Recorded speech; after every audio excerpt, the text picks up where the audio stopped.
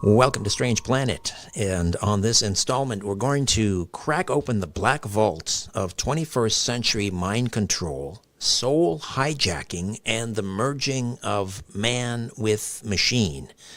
We're about to explore whether human identity itself has become a programmable asset, and who or what is really pushing the strings. Elana Freeland, a fiercely independent researcher, investigative writer, and editor whose work peels back the layers of deception woven into the fabric of modern life. From geoengineering to nanotech, from frequency warfare to full spectrum dominance, Elana has consistently exposed the silent weapons used in covert spiritual and psychological warfare against humanity. She is the author of the groundbreaking trilogy that began with chemtrails, HARP, and the full spectrum dominance of planet Earth, continued through Under an Ionized Sky, and Geoengineered Transhumanism. Essential reading for anyone trying to survive the synthetic age. But today, we're diving into her work as the editor of a harrowing, deeply personal account, 21st Century MK Ultra Slave, a vintage transhuman tale by Ron Allen. It's the story of a man subjected to trauma-based mind control and experimental technologies designed to break him, reprogram him, and ultimately plug him into a weaponized network of psychic and biometric control. And as we explore Ron Allen's account, we'll also examine the broader, more surreal terrain of the celebrity clone theory, including the controversial claims of whistleblower Donald Marshall, who says the elites have turned cloning and consciousness transfer into their own private amusement park. Buckle in. Elana Freeland, welcome back to Strange Planet. How are you? Hi, Richard. Always a pleasure to be with you. So, this is such a huge topic, and I always like to start with some definitions. Why don't we start with kind of an understanding of, what is meant by consciousness transfer? Well, think back to the shamans, the many thousands of years that shamans have claimed and proven, in many cases, to go out of body and to go and visit people, to go off planet, and do things up in space, the battlefield. That kind of idea that this part of us that is conscious is not just about facts and figures and data uploads and that sort of thing. This consciousness of the human being is an extraordinary capability. And what I'm going to say today really shocked me when I realized it was going on. And I did quite a bit of reading on it.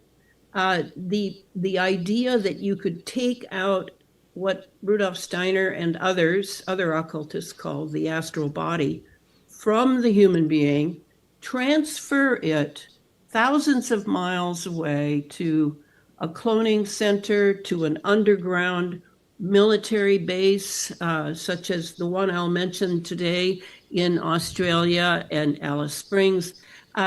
The idea that you could actually take someone's full consciousness, take it to the cloning center, and there's an identical clone to them today, the way they look now, and you could put that into the clone to revivify it, because otherwise it just looks like Pinocchio, like a puppet, that it's just kind of flaccid and waiting to be activated. And you bring it to life, and then you have whole shows and interactions that go on at these cloning centers that are pretty awful. So that's kind of what we're looking at here. And you brought up the Hollywood stars and their problem with the cloning. Right. Well, people are on social media these days posting images of celebrities, and side by side, a painting or a photograph of some historical figure who lived maybe a century, 2 centuries, 3 centuries before, and the resemblance between, let's say, Jack Black and some historical figure, or I don't know, Elon Musk, Bill Gates, you name it. That I mean, it's uncanny, the resemblance here. So, I mean, what is going on there? Well, okay, so let's just kind of do a little grocery list of what we're now seeing. We see at least 2 or 3 Trump doubles on the internet. Now, I pay attention to the ears, I pay attention to the nostrils, to the fine features of the face. And the first one I know I saw was Biden. Yes. Years ago. Biden was a very different looking face than the guy in the mask, I call him, that we have just had 4 clown years of. So we've got the doubles. Then you have this other term that we might as well throw in here, which is the doppelganger. We've heard about the doppelganger for many years. That's the double. And that is an entity that looks just like us, but is, my guess would be, if you saw it, if you were able to see it, is probably made of plasma, because I study plasma quite a bit. It's called the fourth state of matter, but it's a substance. Do you remember back in the 19th century, they would have these seances? Yeah. And now and then they would have this amazing happening where the seer would exude, or I don't know, in many ways, this white substance would pour. Ectoplasm. Yeah, they were called manifestation mediums. Yeah. That's right. So that somehow is tied in with that. I'll just put that there. I can't substantiate that, but I know that's true. So those are 2 of the things. Now we have the clones. And the clones, certainly Hollywood stars have alluded to these clones. Certainly Britney Spears, when she had that full-on breakdown several years ago, she was on different talk shows, and she alluded to it just before her personality would then shift. She definitely is an MK Ultra, and the MK Ultra has several personalities herself, but only one body. Only one body. And then the clone is about another body being there, and the personality loaded into it when it is active. And that's what we're going to talk about, is this transference of consciousness.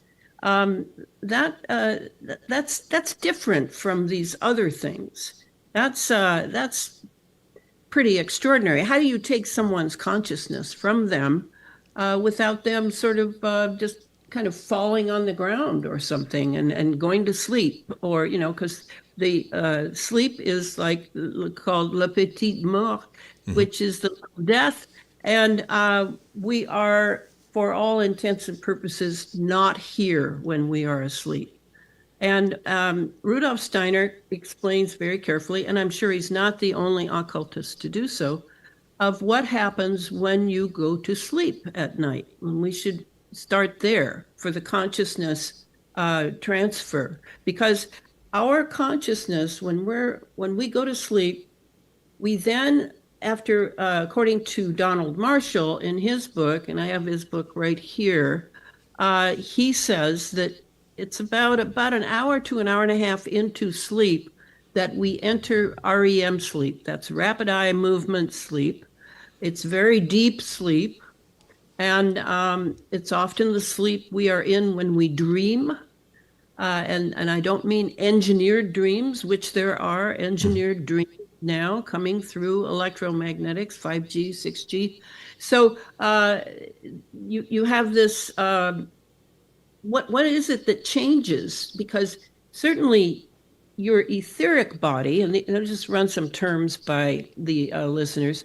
The etheric body, in Rudolf Steiner language, is the body. We have subtle bodies, is what I'm saying. We have a physical body. You and I can see it. Sometimes we hear from people about auras around people's bodies. I know people have seen auras around my body.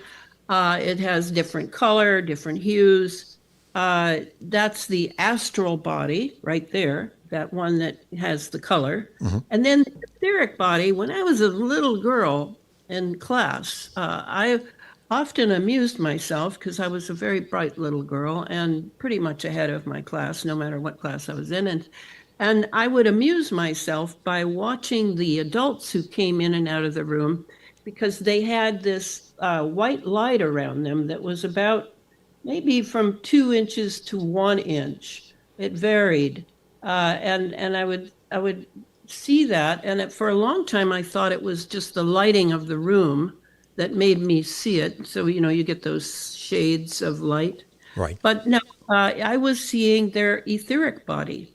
And our etheric body used to be a body of light. We all know, I hope, that we have a body of light. We are light beings, we human beings, we Homo sapiens, anyway, not us transhumans, but our Homo sapiens are very much light beings.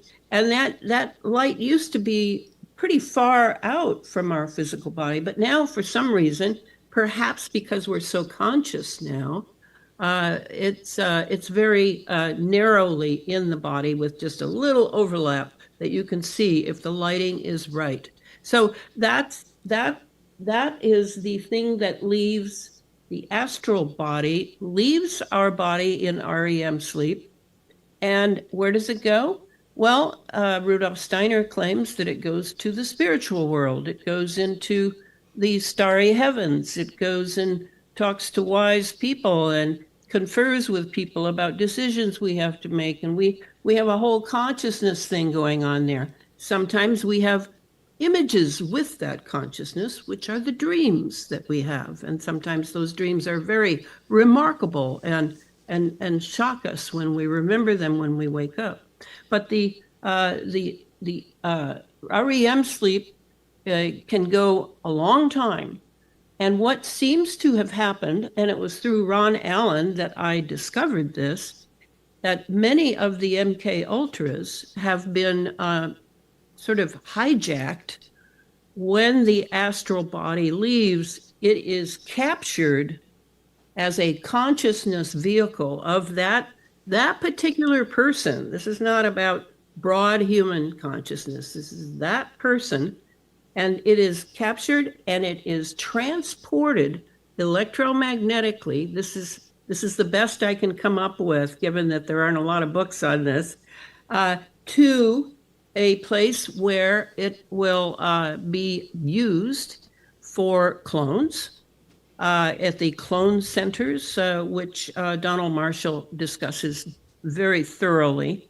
These are fun and game places. They are also clone factories, and clones are being created in the back room. So let me just, sorry, I just want to see if I can summarize this. Yeah. I mean, humans have been experiencing their consciousness leaving their bodies since, we've walked the earth, whether we're talking about REM sleep or whether we're talking about people have near-death experiences, they have astral travel, out-of-body experiences, and so forth. You're saying that the elites, the intelligence groups, whatever we want to call them, have figured out how to hack into that and capture the etheric body, essentially capture the consciousness as it leaves the body by whatever means. It'd be the astral body, Richard. The astral body. The astral body. Okay. So when did they start trying to figure this out? And using what technology? How do they do this? Well, Donald Marshall says that it all started, the actual cloning started, this kind of cloning, this REM sleep cloning, started in 1945. Now, my guess is if it started in 45, that it was due to the Operation Paperclip Nazi scientists that we brought over and who were teaching us this wonderful black magic bag of tricks that they had gleaned either in the camps, the concentration camps, on the poor victims there, or they had traveled to, sent agents to Tibet and Nepal to study the Far East and Near East bag of tricks of black magic. But all in all, we began making this kind of clone. Now, let me just tell you, if you go to the National Human Genome Research Institute site, you will see that they name three kinds of cloning. They talk about gene cloning. So that would be where you would just do parts of the DNA. You would clone those. Dolly the sheep. Well, actually, the next one is Dolly the sheep, and that is reproductive or replication cloning. Right. Okay. And whole animals can be cloned, and we all remember that. And that Dolly the sheep was back in the 90s, wasn't she? I think even before that, if I remember, maybe the early 90s or late 80s, right? Yeah. And then the third one that they name is therapeutic cloning. I always like how they use those words, therapeutic, healthy. You know that that's a screening something that you would like to know more about. Therapeutic cloning is generally about embryonic stem cells and cloning from those. Okay, let's keep that in mind, because the one that they leave out is Donald Marshall calls duplication cloning. And the duplication cloning is where you're not interested in babysitting a whole being from a few cells, either stem cells or other cells, and from when they're a baby to when they're an adult. No, this is where you take, like Britney Spears at her height of beauty, and you take a couple of cells. He claims that you only need 2 cells. And you then create her at that phase Getting of back her to life. cloning, and we used Britney Spears as the example, using just 2 cells, according to the testimony of Donald Marshall, you can, in 5 months, you can create a duplicate of a Britney Spears. So is this essentially like a meat puppet with no, I mean, does it have consciousness, or is that where the consciousness transfer takes place? They take Britney Spears while she's in REM sleep, they remove that, they trap that astral body and infuse it into the cloned version of Britney Spears, which they can then control. That's right. And that's what happened, what we realized was happening to Ron. What happened there was that we were going through his story. He's kept really wonderful journals that I was able to draw from. And this is the book here. Here's the book for those watching on YouTube. Yes, that is his book. Wonderful art, by the way, of a friend. So he was telling me the story that, okay, I go to sleep in REM. They knock me out. I have sleep paralysis. I can't move. My consciousness is, when I'm coming in and out of REM, and that's a sleep cycle. When REM, they can make the REM end. They can make it extend. And so it gets to where you're saying, where are they sending it? I mean, where is something happening with this consciousness? Why do they need it? And that was when I discovered Donald Marshall from a listener to an interview I did on air where I was talking about Donald Marshall and having looked at his book, and to realize that, yes, they need that consciousness to bring that sock puppet to life and to make it have the personality of Ron Allen. And so then I began really looking at Donald Marshall, where he's talking about these cloning centers. The only one he mentions in the entire book, by the way, is a one in your neck of the woods, sort of, outside Port Quetiam, Oh, British Port Coquitlam. Port Coquitlam in British Columbia. in British Columbia. And it's 5 to 6 mile radius from the Robert Picton farm. The famous pig farm, yeah. Okay, the infamous pig farm. Right. Yes, for death. Yeah. Okay. So that's one. I have already come across another one, and that one has to do with this wonderful. It's an essay. I can easily send it to you if you want it. About a psychologist who discovered a woman whose name is Deva, and Deva Paul is MK Ultra, and she claimed that she was taken out of body often and sent to Alice Springs, Australia, to the underground base there. Now, I've heard from victims, MK Ultra victims, about Alice Springs, so I know that it's a mind control center. And that they would have a cloning center there makes all the sense in the world to me. So she describes how from February 21 to April 20, 1998, a total of 59 nights, she was accessed, that her conscious thought processes were interfered with, and she found her perceived self at a distant technological facility at Alice Springs. Or as it's known, Pine Gap.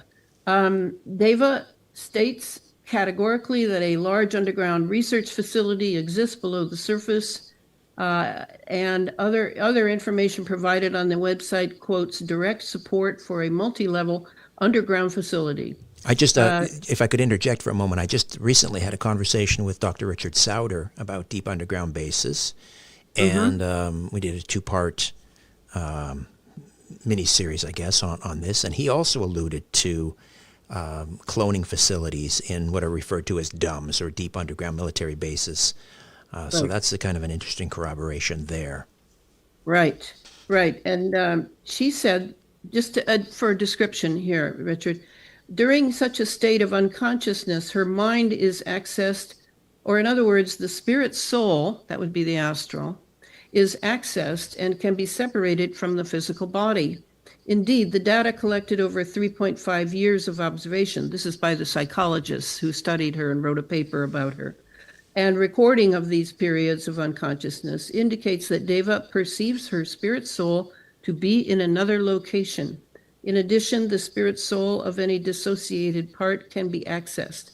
Deva and the other parts confirm this transfer is to a high technology facility in Australia. All right, this I had already read, 10 years before I ever came across Ron Allen, but I recognized it immediately. And so at first it sounds pretty crazy that, first of all, for people who are not involved in the occult at all, and I am because I'm a student of Rudolf Steiner's ideas, it may sound crazy that your consciousness is something that could be plucked from you and sent somewhere else. That sounds kind of crazy. But if you think of the astral body, which of course is not like a grapefruit or something, is actually a frequency. It's actually a frequency. It's very easy to imagine that you could have a technology that can remove frequencies and send them to somewhere else, because I've said this over and over on radio interviews. We are now not doing molecular biology anymore. We are doing digital biology, and digital means frequencies. So you use 5G, 6G. If everybody remembers, as soon as the jabs started, those white trucks were out putting up 5G and 6G everywhere they possibly could put it, because they need those tiny waves of the 5 gigahertz and the 6 gigahertz. So, it would be 1 to 300 gigahertz for the 5G. And then the other one, 6G, sixth generation, goes far beyond that into the terahertz. And terahertz is known, you have to go through the airport security. You know that those things that they make you walk through, I'm now post 75, so I don't have to do it anymore or be patted down anymore. But you have to be, you will experience terahertz there. And I highly recommend you not experience terahertz because it will affect your brain. So that's the story of the transfer. Right. So why, the question then is why? And let's come back to the story of Ron Allen, 21st century MK Ultra slave. Again, you're the editor of this book. And I mean, why go to all the trouble of capturing the astral body, the frequency, transferring it to a deep underground military base halfway around the world, videotaping this where it is implanted into a clone, which can be created in as little as 5 months of, let's say, Ron Allen. Why not just MK Ultra Ron Allen? And I mean, this is the way they used to do it, right? With trauma and drugs and so forth. Why take this extra step? They can control the actual Ron Allen with MK Ultra. No, that's a great question. The only thing I can come up with is that the ability to do it virtually now has got to be affecting the consciousness of those who are watching it. And what they're really interested in is, yes, understanding human consciousness in a variety of circumstances and under various technologies, but to control it, to absolutely control it. So, when you think of, Ron has, we write in the book about how all these SUVs pull up. He'll be camping out in a state or federal park in his rig, and here come these vehicles, and they'll park in various places. They don't talk to each other, but they all light up their big screen TVs, and this is my assumption, tune into the frequency that they are paying for as members of this virtual club, and they'll get the cloned Ron Allen having sex with another clone, female generally, but the male also, and they will then experience that virtually. So my guess, and it's an educated guess, but it's still a guess, is that they are affecting the consciousness of, the people just come in droves, Richard. The campsite is packed with these SUVs, and a lot of them are from Christian churches. They're from, local businesses. It's like rural America, primarily, but not just. It's like a new gig, right? A new trip. So wait a minute, they're gathering to where the actual Ron Allen is. Right, and that's why to watch basically what, pornography. They're watching on their big screen TV in the SUV, and they're seeing his clone doing that. How many of them know it's a clone thousands of miles away? Maybe they think that they've got a studio in, this little camper that he has. I don't know. But they do come near him. And then there are all the others. That's just the ones that come to just say, I was there. I was there with Ron Allen. Or they just come. And they're like they've been drawn there, like they've been homed in on the spot. And why do they go to where Ron Allen is camping if it's his clone thousands of miles away? I don't think they know that. I don't think all of them know that. I think they think it's a live performance right here, right now. And then those who don't and don't really care where it is, they're just getting their jollies from watching this.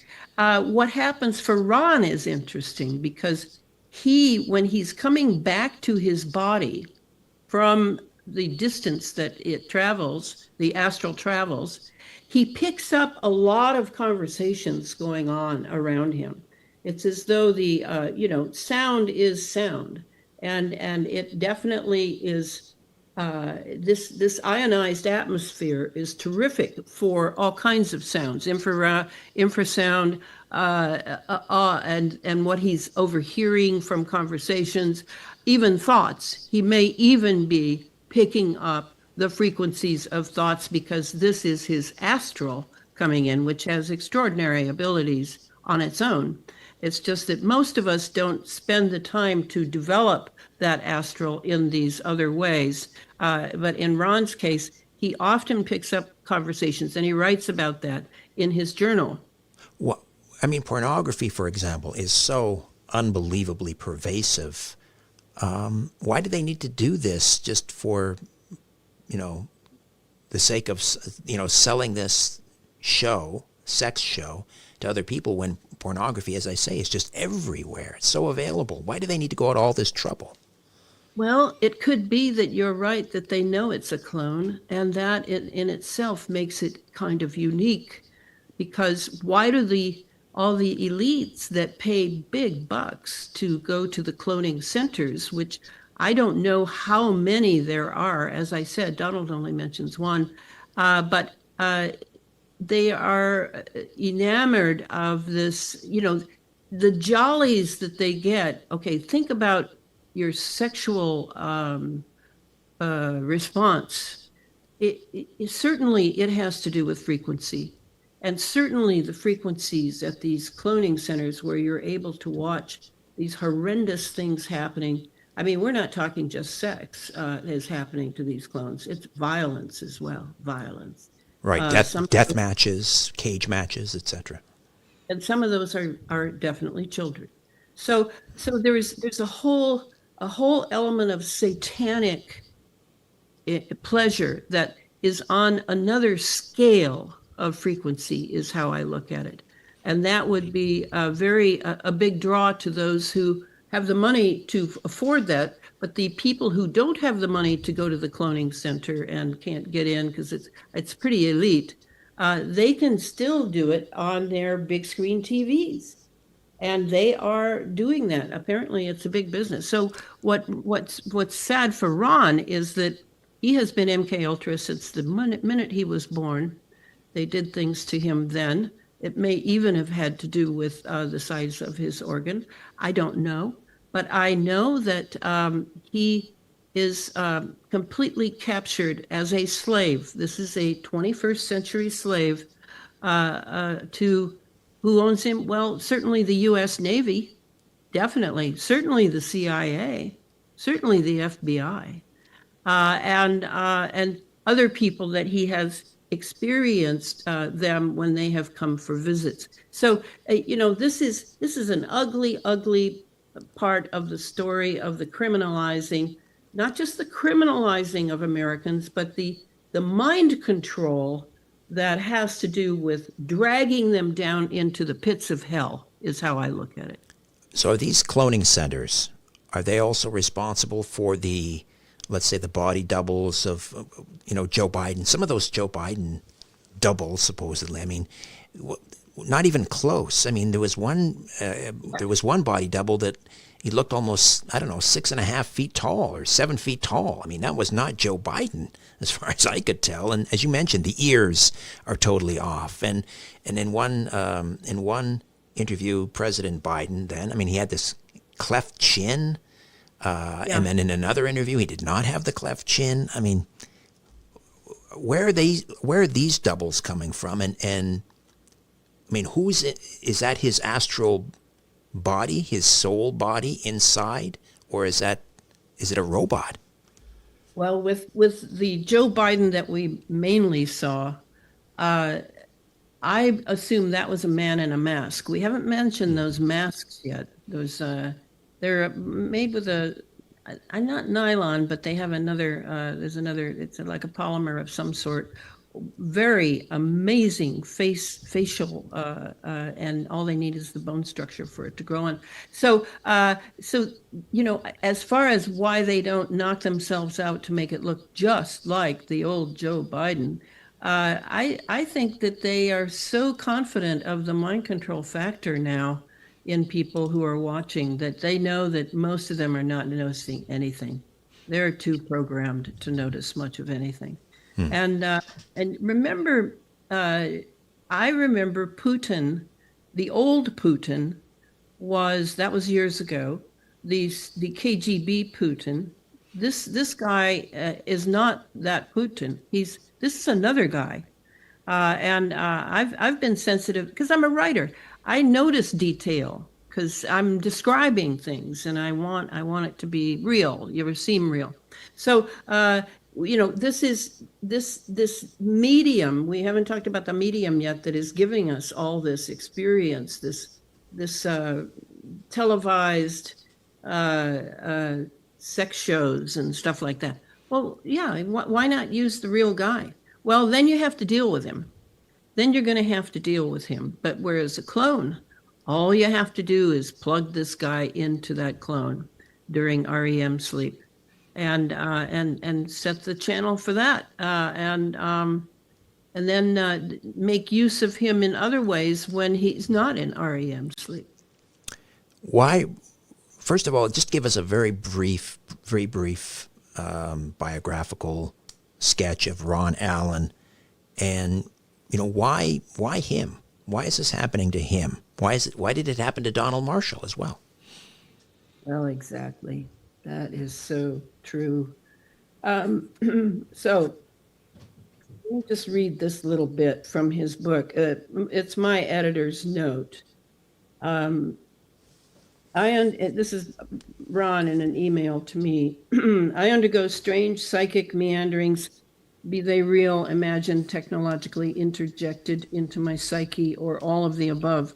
It feels like a tether, a psychic connection, subconsciously enacted and employed, sick, perverse, and purposely linked to me for an overall control layers deep.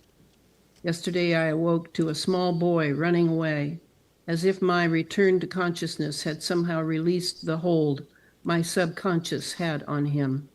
He was cloaked in a white haze, nearly 50% opaque, possibly an interloper from another dimension. I heard a woman say, "That's my son," as if he'd been missing or deceased for some time, held captive by a force emanating from where I had been. This Cold War, during the Cold War, just to be very frank, I too, I escaped my fate thanks to my mother, but I'm sure because my father was an officer and he was a PhD inorganic chemist, and that they were using for, I would assume, making bombs and who knows what. But I was saved from that fate that many kids were not. Generally speaking, in the Cold War, they took an officer's, sometimes enlisted men, but always officers, took at least one of his children. And that was sacrificed for the sake of America to the Cold War. And then they turned a lot of those kids into MK Ultras that would have to deal with that fallout for the rest of their lives. Ron Allen was such a kid. He was one of 4 boys in a family. 2 of the boys in that family were sacrificed for the sake of the Cold War.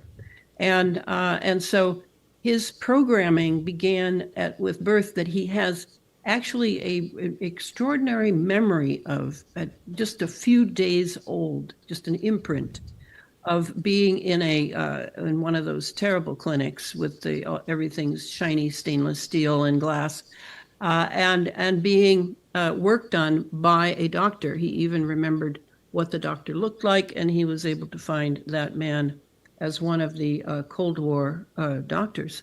So that's where it began. The parents, did they know? Yes, they did. They sacrificed their child. And I have known countless MK Ultras who were sacrificed by their parents. Some were told a story that, your child is so special, we're going to put them in special programs and they'll be way ahead of the game when they're 18. And others knew the deal. They knew the deal. And others so they were experimented on, they were traumatized using drugs, violence, sex, hypnosis, fractured their psyche, causing a dissociative disorder, compartmentalizing their brain so they could be used as spies, mules, programmed assassins. Yep, that was basically it for the military. Now, in the case of Ron, his father was Navy, and the Navy is by far it comes up again and again and again as a major perpetrator of mind control. And interestingly enough, most of the officers of the CIA to this day are Navy, always. So why the Navy? Because they're the oldest branch. We had the great, it was on the seas. And so those families are the oldest and the richest and the most famous. So let me just read this from Ron. Every night for several years now, Ron has been knocked out by electromagnetically induced sleep paralysis, after which his astral consciousness is transmitted via frequency to what appears to be a cloning center or deep underground military base, where an exact clone of him is, quote, awakened, unquote, by the entry of Ron's astral consciousness and then programmed to perform sex acts with females who are either slaves or paying customers, desirous of making it with a clone. The cameras begin to roll as the clone and its large penis begin an all-night performance for, quote, key club, unquote, voyeurs watching in remote locations on their big screen TVs, in their RVs, living rooms, church basements, private clubs, etc. Their hefty annual membership fee covers a schedule of virtual performances and transmission access to dark web frequencies designated for endless slave, quote, entertainment, end quote. In America, everything and everyone are for sale on the internet as demons, reptilians, or whatever entity you choose to name devour the last shreds of our humanity. Okay, that's my description of what he goes through. And he's now 70 years old, just a few years younger than me. And he recently had his second heart operation on the aorta. And it appears to me and him that they are revving up to replace him, to put him back in business for what they have used him for all these years. And again, Ron Allen, the subject of 21st century MK Ultra slave. Elana Freeland is the editor of that book. Donald Marshall, Canadian, gained notoriety for his claims about being a former Illuminati insider turned whistleblower. Again, he alleged global elites, including celebrities, politicians, royalty, are operating these secret human cloning programs in deep underground military bases. And these are REM-driven human cloning technologies. So the individual's consciousness is transferred during REM sleep to a cloned body in these facilities. Was Donald Marshall also being used in these, I don't know, sex shows or snuff films or whatever they were as well? That I know that the main thing Donald Marshall emphasizes in his books is that he has an extraordinary ability to write songs. And he has been writing songs for, he wrote Dionne Warwick's songs. He's written songs for just about every pop group you can name. And they have the threat that they gave him that if he didn't write them, and he didn't write them the way he was told to write them, was that they would torture his clone to death, because that's a very important part of this. That doubles the pleasure, doubles the fun for those who are members of such an S&M type of operation, is that he actually feels what his clone is going through miles away. So the levels of evil in this technology are so extreme that it's just a wonder to me that it's still going, and possibly has been going since 1945. But it has become more and more progressively evil as the years have gone on. He talks here about, he mentions a couple of things you might want to look at. You can see this kind of cloning in a video by Stephen Badylak, Badylak, How to Grow a New Fingertip, put out by CBS back in 2008. You might be able to find that. He talks about certainly the stars, and he mentions a few other people to look at. The fellow who's done the most work on consciousness transfer are two people, both Russian. Petkova, Petkova, and a man named Erison. It's very hard to find his stuff, by the way. I did a search yesterday and came up with next to nothing. Ehrsson.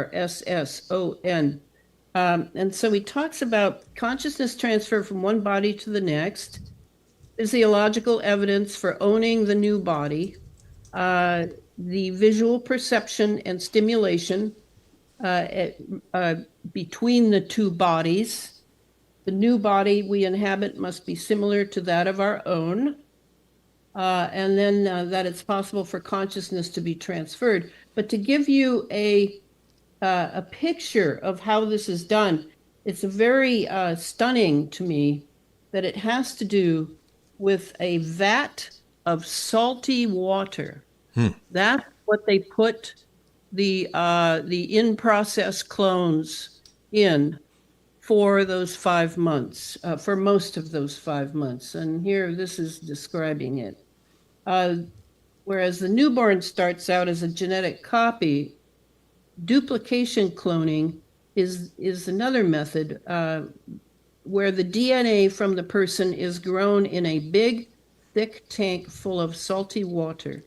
It involves a method of regenerative technology where the cells are agitated, and over the course of 5 months, a fully formed duplicate clone body of an original is developed. And that agitation, by the way, is always electromagnetic. Again, I stress the evil in this technology, that we love it. We get so much good out of it, but it also is a curse as well as a blessing. And he says here, the Illuminati used to have to use a tissue sample from the original or the cells from women's pap smears, because this contained rich cells to make duplicate clones. They also used children's foreskins. And of course, you know that Planned Parenthood, all that's come out about the use of the stem cells from the fetuses that are aborted, that's a big business now, and you bet it's involved in the cloning. This is what happened to me. I had my foreskin removed at age 4. This is Donald. And by age 5, the Illuminati grew duplicate clones of me. Now the Illuminati say they have upgraded the technology since 2000, and now all they need is blood from the original. They then agitate the blood cells over and over again through regenerative technology until a fully formed duplicate clone body of an original is produced. For readers who are now familiar with regenerative procedures, the Stephen Badilak's video, How to Grow a New Fingertip, and Carmichael, which discusses how scientists cloned a mouse from a blood sample. So there are things out there, but they're not particularly, they don't want you to particularly know about them, right? Right. I just wanted to very quickly get back to Donald Marshall's songwriting. And again, he's claiming that he's written numerous hit songs for prominent artists while being held in these secret cloning centers operated by the Illuminati. And this is for profit, obviously. So he's a slave. He's being forced to write these songs, and he's not getting, obviously, royalties. He's not even getting credit, he says. But he drops hints in these songs that sort of refer to cloning, and he gives the example of "Break the Ice" by Britney Spears. He claimed he wrote this song. Breaking the Ice is supposedly a coded reference to escaping the cloning centers or revealing your secrets. He also wrote a song, he wrote Rock Me Amadeus, he claims, for Falco, alleging this was written under coercion with lyrics supposedly hinting at cloning or mind control. Let me see here. There's a couple of other examples. There was a song by... Amazing how many songs he's written. It's amazing. He lists over 100 in the 2 books I have of his. Yeah, there was one by Lady Gaga, he said he wrote as well. And also I just wanted to point out here on the book cover of his, he's claiming that that's an inverted image of him on a 2001 album by Megadeth called The World Needs a Hero. And he's claiming that that's his clone on the album. Yeah. All right, remarkable. What do you say to people who think, listening, this is just so far beyond the pale? How do we know that? Why should we believe Ron Allen? Why should we believe Donald Marshall? Where is the evidence? You've heard all this before, but what do you say to those people? Well, for me, the reason I work so hard, and I have helped several MK Ultras write their books, is that I'm here to fight evil, and first I have to show the evil. I have to show where it is, and what level we're talking about here. We're not talking about some little thing. This is a massive business. It has done the lion's share of destroying the moral fiber of the United States. And you know, I'm a 60s person. I'm still ticked off about the CIA killing Kennedy. I mean, you know, I have gone the nth degree to do the research behind all this. And I realize most people can't do that. Their time is limited. But I will do my best to speak from my truth, because we must hold to the truth in an age of evil like this. We must hold to it firmly and proudly, and that's what I try to do, Richard. So again, Elana, you're the editor of 21st Century MK Ultra Slave. This is the story of Ron Allen. There is the cover of the book. How do people get a copy of this? Well, it's on Amazon. All right, and Donald Marshall's Volume 1 is the one I have. I think he's written a couple of volumes, but this is Volume 1. Donald Marshall, his book is Exposing the Illuminati's REM-Driven Human Cloning Subculture, Volume 1, March 25th, 2012 to May 18th, 2012. Frequently Asked Questions. There's that. Right, and this one is October 29, 2015.